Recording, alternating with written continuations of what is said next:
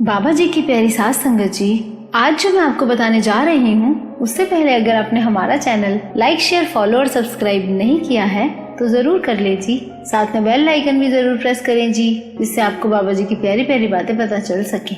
वो कहते हैं ना, ज्यादा कुछ नहीं जानता मैं मेरे इश्क के बारे में, ज्यादा कुछ नहीं जानता मैं मेरे इश्क के बारे में, पर बाबा जी जब आप सामने आते हो तो तलाश खत्म हो जाती है। सास संगत जी, आज की ये बात सुनकर आप खुद को बहुत किस्मत वाला महसूस करेंगे। वो कैसे? उसके लिए आपको ये वीडियो पूरा सुनना होगा।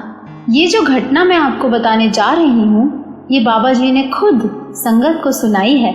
एक बार एक शहर था जहाँ पर एक परिवार जो पूरा का पूरा चोर था, और जब परिवार का मुखिया अंतिम सांसें ले रहा था तो वो अपनी बीवी को पास बुलाता है और कहता है कि हम तो खानदानी चोर हैं, इसीलिए ये जो हमारा बेटा है जो भी बहुत छोटा है इसको भी चोर ही बनाना जब वो बड़ा हो जाएगा।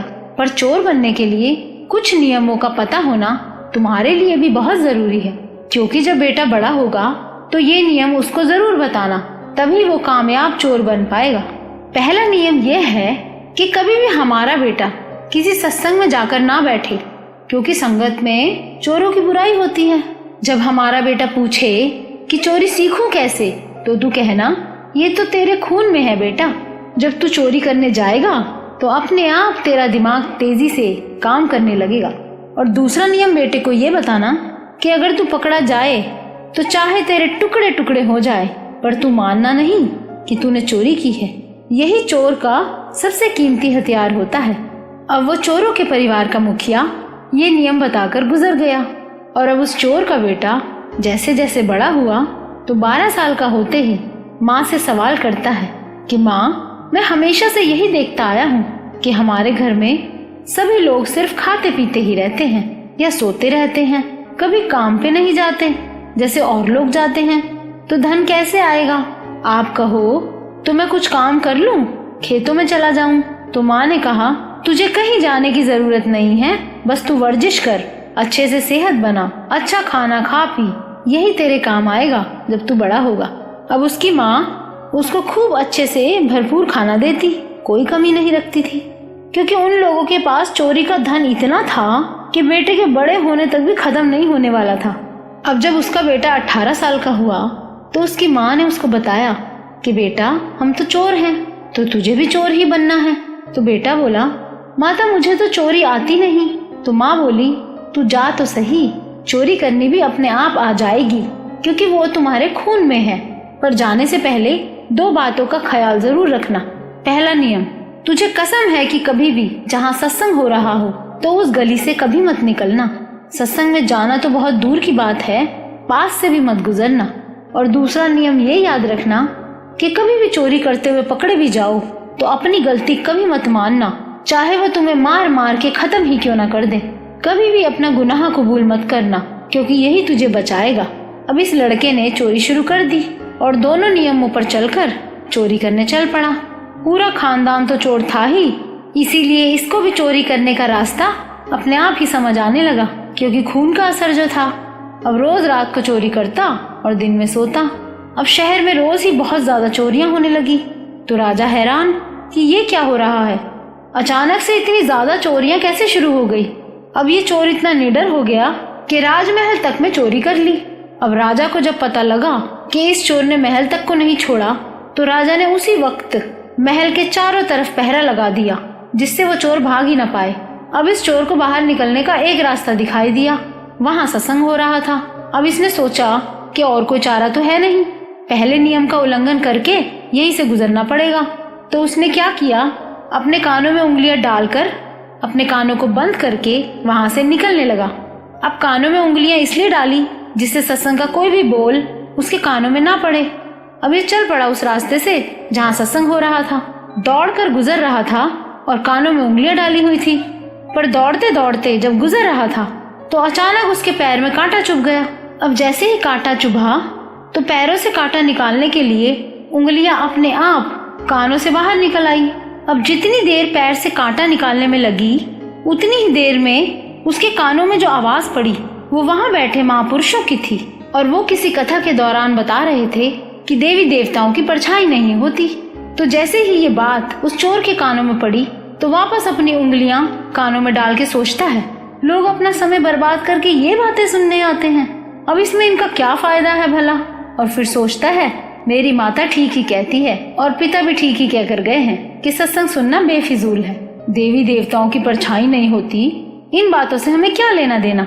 अब उधर राजा इस चोर को ढूंढने में लगा हुआ है। तो उस जमाने में जो औरतें होती थी जिन्हें इंक्वायरी का काम दिया जाता था, उन्हें कहते थे फफ्फे कुटनी। जैसे आजकल CID होते हैं ना, बस वैसे ही राजा के महल में भी थी।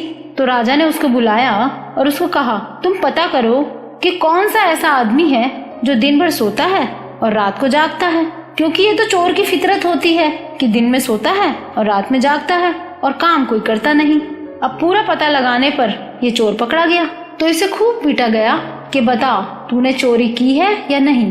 तो अब इस चोर ने कसम खाई हुई थी कि मर जाऊंगा पर मानूंगा नहीं कि मैंने चोरी की है। अब जिस औरत ने पकड़वाया था वो राजा से कहती है, मैं गारंटी लेती हूँ यही चोर है, क्योंकि मैंने इसके पूरे परिवार का पता लगाया है कि इसके परिवार में आज तक किसी ने कोई काम नहीं किया, खाते पीते और दिन में सोते हैं। ये पूरा दिन सोता है और रात को जागता है, चोर यही है। अब इस चोर को बहुत पीटा गया पर इसने बिल्कुल नहीं कबूला कि इसने चोरी की है।